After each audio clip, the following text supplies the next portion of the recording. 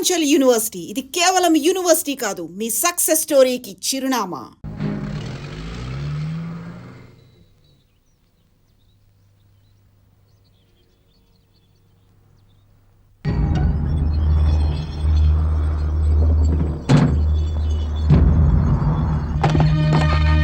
మీరంతా బయట ఉండండి, ప్లీజ్ కమ్.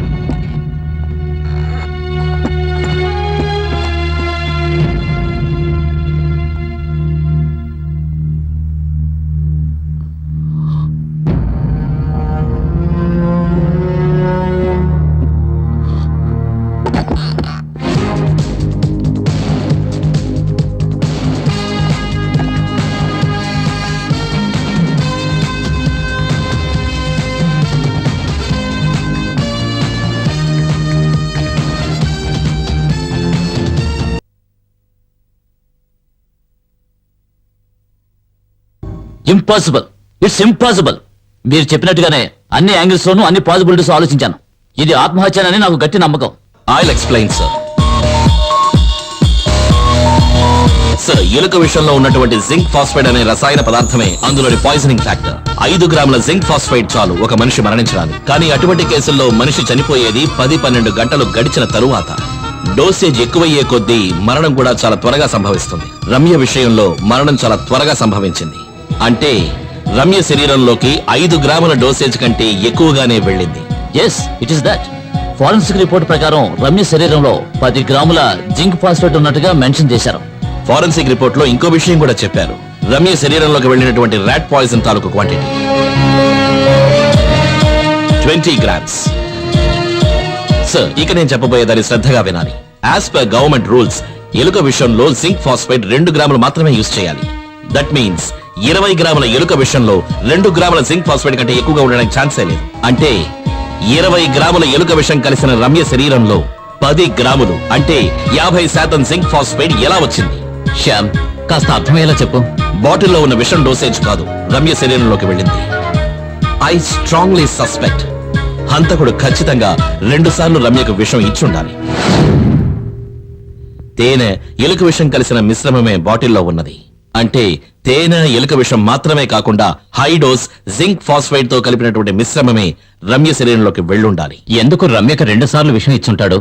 బాటిల్లో ఉన్న మిశ్రమం పోలీసుల్ని మిస్లీడ్ చేయడం కోసం. సార్, ఇది మర్డర్ కనుక అయితే దానికి 2 పాసిబిలిటీస్ ఉన్నాయి. కావాలని ఎవరైనా బలవంతంగా విషం పట్టించడం, లేదంటే పాలల్లో విషం కలిపిన తేనెను కలపడం. ఈ 2 విధాలుగానూ జరగలేదని మనకు నిర్ధారణ అయింది. నాకు తెలిసినంత వరకు ఇది హత్య అయ్యే అవకాశం లేదు. అయితే ఇది హత్యే అని అనడానికి ఎటువంటి ఛాన్స్ లేదండి. No, it's impossible. నేనొక పాసిబిలిటీ చెప్తాను. సపోజ్ 2 లేక అంతకంటే ఎక్కువ వ్యక్తులు కలిసి రమ్యను హత్య చేయడానికి ప్రయత్నించుండొచ్చు. వారిలో ఒకరు మోహన్ కుమార్ వెళ్లిన తరువాత పని మనిషి తాళం వేసి వెళ్లిన ఇంటిని వేరే తాళంతో తీసి ప్రవేశించుండొచ్చు.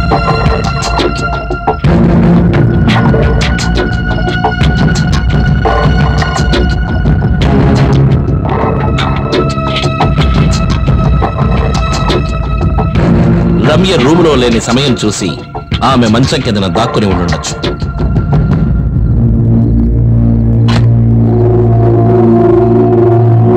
రమ్య తలుపు లాక్ చేసి పడుకుని నిద్రపోయి ఉండొచ్చు. రమ్య బాగా నిద్రలో ఉంది అన్న నమ్మకం వచ్చిన తర్వాత ఆ వ్యక్తి మంచం కింద నుంచి బయటికి వచ్చుండొచ్చు. తన చేతిలో ఉన్నటువంటి విషం బాటిల్ మూత తీసి తేనెతో కలిపిన విషాన్ని మెల్లగా రమ్య నోటిలో పోసిండొచ్చు. ఆ తర్వాత తను విషం కలిసిన మరో బాటిల్ ని బెడ్ మీద విసిరుండొచ్చు.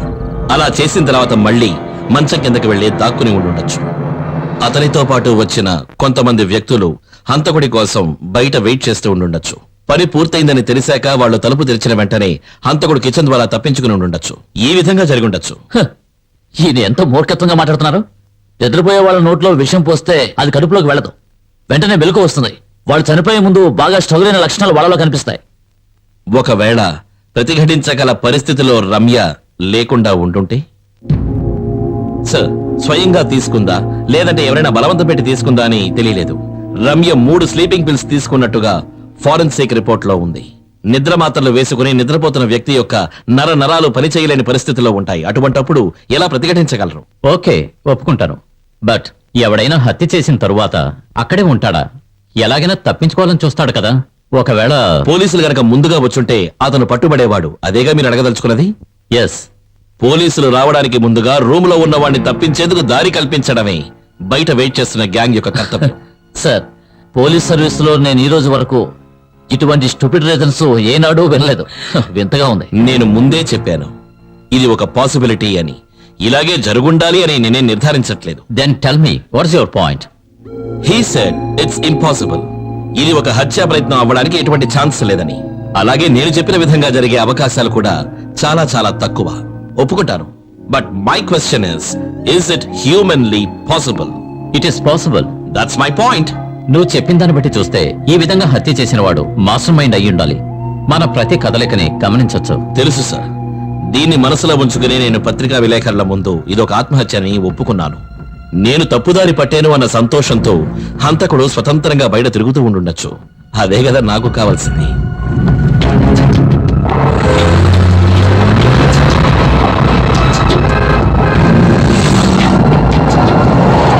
తను పాపం చాలా అమాయకురాడు సార్.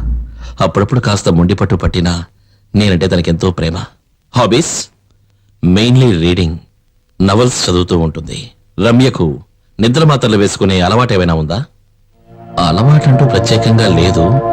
ఒక్కొక్కసారి వేసుకోవడం నేను చూశాను. రమ్యకు రాజకీయాలంటే ఇష్టం లేదు కదూ? రాజకీయాల గురించి తనకి బాగా తెలుసు. She was a good critic. మీరు మంత్రి అవ్వాలి అనుకున్నప్పుడు రమ్య అందుకు బాగా వ్యతిరేకించింది కదూ? ఇక్కడే ఒక కాంట్రడిక్షన్, ఒక వైవిధ్యం. ఆశలు ఆశయాలు వేరు వేరు. అంటే మీ రాజకీయ ప్రొఫెషన్తో అభిప్రాయ భేదాలు మీ ఇద్దరికి ఉండడమే కాకుండా మీరు ఒక ఎమ్మెల్యేగానో మంత్రిగానో అవ్వడం తనకి ఏమాత్రం ఇష్టం లేదు. కానీ మీకు సీటు దొరికింది, విజయం కూడా దృఢమయ్యింది.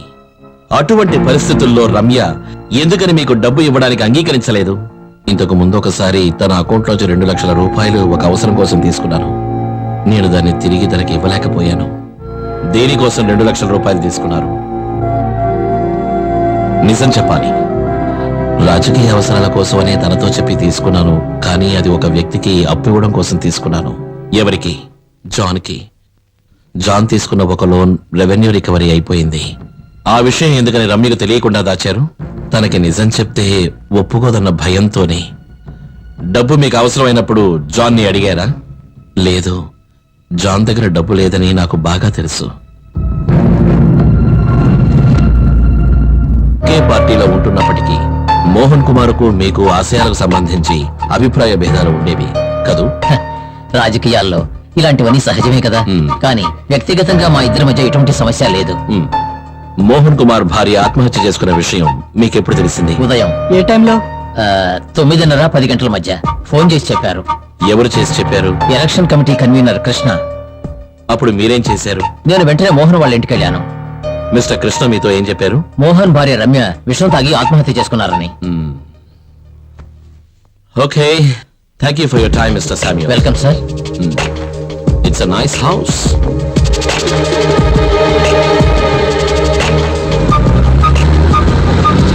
ఒక మర్డర్ కేసులో ముఖ్యంగా మనం చూడవలసినవి 4 విషయాలు: why, when, how and who. ఈ కేసులో వెన్ అనే ప్రశ్నకు పూర్తిగాను, హౌ అనే ప్రశ్నకు కొంతవరకు మనకి సమాధానం తెలుసు. ఇక మిగిలింది who and why. Let's start with why. అంటే ఎందుకని రమ్యని చంపాలి? What is the motive? Any idea, suggestions? Sir, మనం ఏదైనా అనుమానపడ్డా ఒకవేళ ఊహ అవుతుందేమో. ఎస్, ఊహించాలి. 24 ఏళ్లు ఉన్న ఒక యువతి, 3 సంవత్సరాల 9 నెలల దాంపత్య జీవితం హత్య చేయబడింది. అందులోనూ ప్లాన్ మర్డర్. ఏమైంటుంది ఆ మోటివ్? సార్, ఒకవేళ మోహన్ కుమార్ గారు వ్యక్తిగత కక్ష వల్ల హత్య చేశారేమో. పాసిబుల్. సార్, మోహన్ కుమార్ ఏ మోటివ్ తో తన భార్యని హత్య చేసి ఉంటాడు? క్యారెక్టర్ అసాసినేషన్, వ్యక్తి హత్య. మరణానికంటే గొప్ప శిక్ష ఉంది? సార్, వేరే ఏదైనా ఛాన్సెస్ ఉండొచ్చుగా. ఒకవేళ రమ్యకి గాని మోహన్కి గాని కెట్టిన వారు ఎవరైనా ఈ హత్య చేసి ఉండొచ్చుగా. అంటే ఇది ఒక ఆత్మహత్య అని అనిపించే విధంగా రమ్యను హత్య చేసినటువంటి ఒక వికృత స్వభావం, మోహన్స్ క్యారెక్టర్ అసాసినేషన్. ఒకే దెబ్బకి 2 పెట్టారు కదూ? అయ్యుండొచ్చు సార్. It's possible. కానీ హత్య చేసిన తరువాత ఆ హత్య చేసిన వ్యక్తే సూసైడ్ నోటీస్ రాసి దాన్నెందుకు ఏదో ఒక రెసిపీ నోట్బుక్ లో దాచి ఉంచాలి? దాన్ని ఆ బాడీ పక్కనే పారేసి ఉండొచ్చు కదా, to make it more realistic and believable.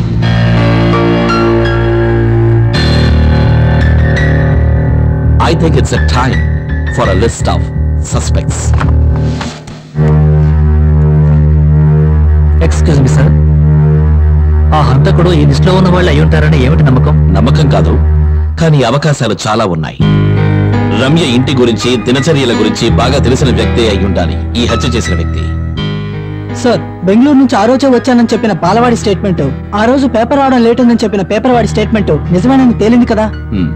Okay, so let's bring down the list. And what about Trinath? అతను చెప్పింది నిజమేనని మనం సేకరించిన టెలిఫోన్ బిల్ ద్వారా ప్రూవ్ అయింది. రమ్య గారు చనిపోయిన తర్వాత ఆ ఫోన్ నుంచి 2 అవుట్ గోయింగ్ కాల్స్ వెళ్ళాయి. 2 కాల్సా? అవును సార్, 7:38కి 7:40కి. ఫస్ట్ నంబర్ పోలీస్ స్టేషన్ ది, రెండో నంబర్ జాన్ శామ్యూల్ ది. John Samuel. I smell a rat. ఆ ఇన్సిడెంట్ గురించి ఇన్ఫర్మేషన్ ఇచ్చిన అతను. Shekhar, sir. play the video. Yes sir.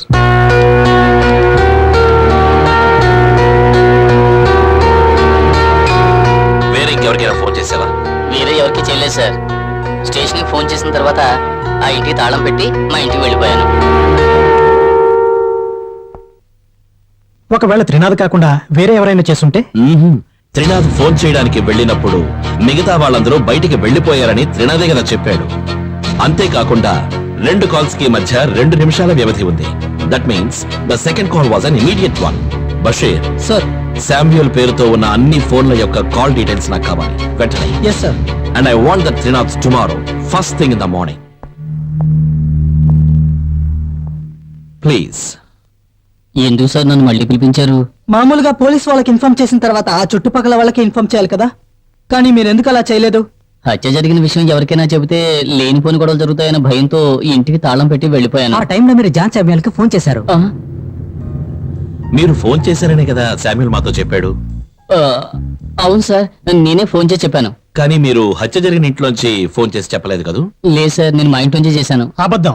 లేదు సార్, నేను చెప్పేది పచ్చి నిజం. అబద్ధం. బషీర్, సార్. ఇది హత్య జరిగిన ఇంటి తాలూకు కాల్ డీటెయిల్స్. మీరు ఉదయం 7:38 పోలీస్ స్టేషన్ కి ఫోన్ చేసిన 2 నిమిషాల లోపలే అదే నంబర్ నుంచి జాన్ శామ్యూల్ నంబర్ కి కూడా ఒక ఫోన్ కాల్ వెళ్ళింది. అది నువ్వే చేశావని మాకు బాగా తెలుసు. చెప్పు త్రినాథ్, నీకు శామ్యూల్ కి ఉన్న సంబంధం ఏమిటి? మీరిద్దరూ ఏం మాట్లాడుకున్నారు ఆ రోజు? బై ఎలక్షన్ లో మోహన్ సీట్ దొరికినట్టు శామ్యూల్ ఫోన్ చేసి చెప్పాను. మోహన్ సీట్ వచ్చిన విషయం తెలిసి మోహన్ ఎలాగైనా తప్పించాలని శామ్యూల్ నాతో మాట్లాడాడు. ఆ రోజు పోలీస్ స్టేషన్ ఫోన్ చేసిన తర్వాత నేను శామ్యూల్తో ఫోన్లో మాట్లాడాను. నువ్వు నిజమే చెప్తున్నావా? అవును, నేను మోహన్ గారి ఇంట్లోంచి మాట్లాడుతున్నాను. నువ్వు అక్కడే ఉండు, నేను వెంటనే వచ్చేస్తాను. ఓకే.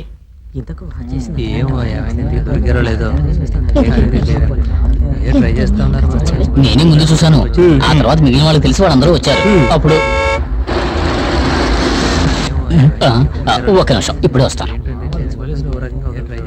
సార్, కానిస్టేబుల్ వెంకటేష్ వెళ్ళాడా? ఉన్నాడు సార్. వెళ్ళి పిలుచుకురా, నేను వచ్చాను. అలాగే సార్.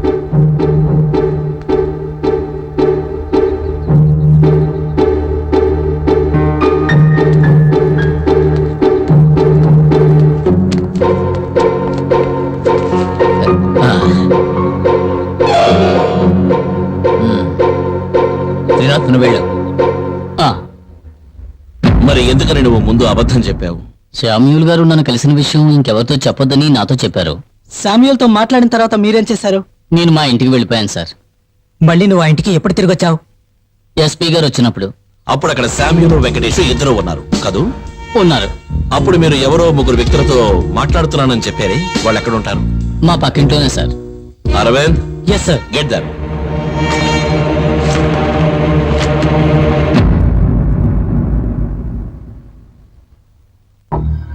ఆ తర్వాత కానిస్టేబుల్ వెంకటేష్ ని మీరు చూసారా? చూసాం సార్. ఏం చూసారు? త్రినాథ్ అటువైపు వెళ్ళిన కాసేపటికి కానిస్టేబుల్ వెంకటేష్ కూడా అటువైపు వెళ్ళాడు సార్. అప్పుడు చేతులు ఏదైనా ఉందా? ఉంది సార్, చేతిలో ఏదో తీసుకెళ్ళడం చూశాను సార్. అతను దాన్ని జీపులో పెట్టి లోపలికి వెళ్ళిపోయాడు సార్. లేదురా, ఆయన చేతిలో ఏం లేదు. ఆయన తిన్నగా ఇంట్లోకి వెళ్ళడం మేము చూసాం సార్. లేదురా, ఆయన చేతిలో ఏదో పార్సల్ ఉంది. ఆయన తీసుకెళ్లి జీపులో పెట్టాడు. నేను చూశాను. మర్యాదగా నిజం చెప్తారా లేకపోతే? రాజీ, ఛ, ఏంటిది రాజీ? కాదు సార్, వీళ్ళు నేరస్తులేమి కారు కదా. They are trying to help us. మన దేశంలో పోలీసులకు భయపడే చాలా మంది నోరు తెరవడం లేదు. అది ప్రజల తప్పు కాదు, మన పోలీసుల తప్పు. మీరు చెప్పే కొన్ని విషయాలు, కొన్ని దృశ్యాల నుంచి మాకు కొన్ని క్లూలు దొరుకుతాయి. మీరు మాతో ఓపెన్ గా మాట్లాడొచ్చు. ఎవరు భయపడాల్సిన అవసరం లేదు. నాకు మీ యొక్క సహాయం కావాలి. Will you help me? We will help you. That's it. అయితే మీరు మీ మాట మీద నిలబడతారా? తప్పకుండా sir. Sure sir. Very good. ఆ సమయంలో మీరు చూస్తుండగా వేరే ఏదైనా సంఘటన జరిగిందా? నాకు ఇప్పుడే గుర్తొచ్చింది సార్. ఆ సమయంలో రమ్య వాళ్ళ నాన్నగారు ఒక కానిస్టేబుల్ గొడవ పడ్డారు సార్. అవును సార్, అక్కడ గొడవ జరిగింది. సిఐ జోక్యం చేసుకుని సమస్య తీర్చారు సార్. ఈ సంఘటన జరిగింది అక్కడికి వెంకటేష్ రావడానికి ముందా లేక తరువాత? అదేమిటంటే వచ్చిన తర్వాతే సార్. ఏమిటి అభిప్రాయ భేదాలున్నాయా? ఉన్నాయి సార్, కానీ దానికి ముందే ఉన్న అనుమానం. Okay, thanks for your time. ఉంటాను సార్. సార్, ఇంతకుముందు మీరే చెప్పారు కదా మనసులో ఉన్న సందేహాల్ని బయట పెట్టమని. అవును. సార్, రమ్య గారు చనిపోయిన ఇంటి బయట మేము నిలబడి ఉండగా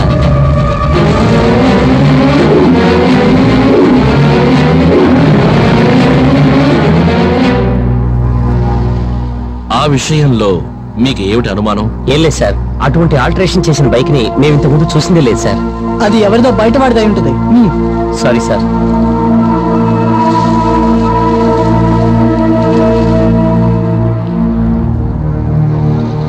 sir, what do you think? దేని గురించి సార్?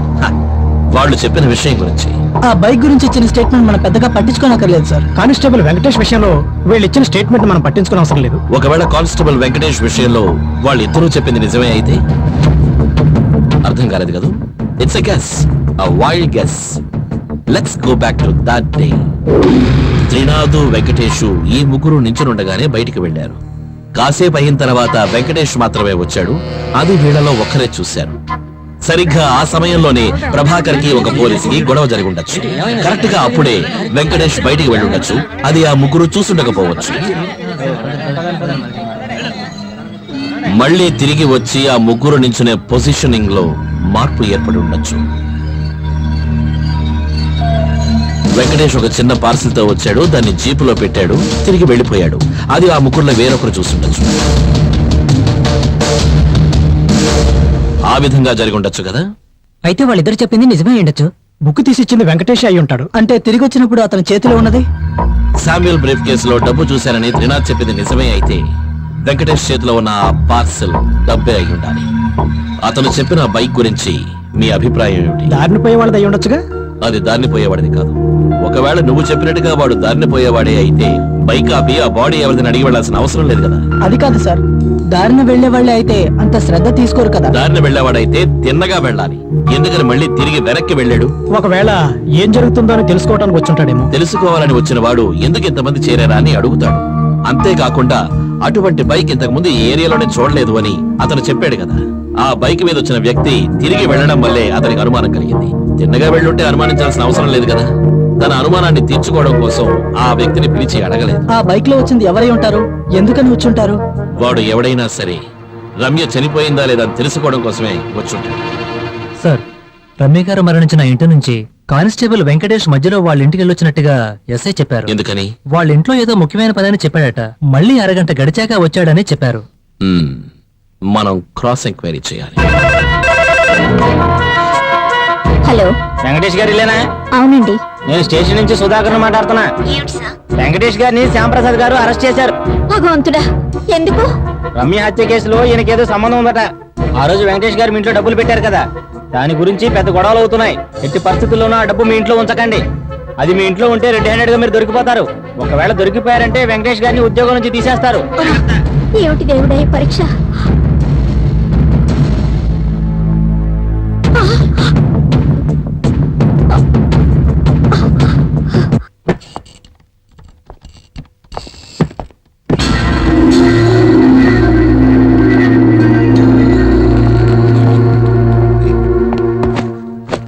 ఈ ఫైల్ మీకమ్మని ఎస్ఐ గారు చెప్పారు.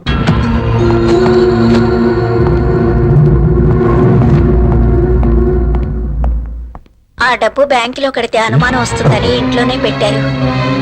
నెల నెల జీతం రాగానే దాంతో పాటు కొద్ది కొద్దిగా కట్టొచ్చని ప్లాన్ వేసుకున్నాం.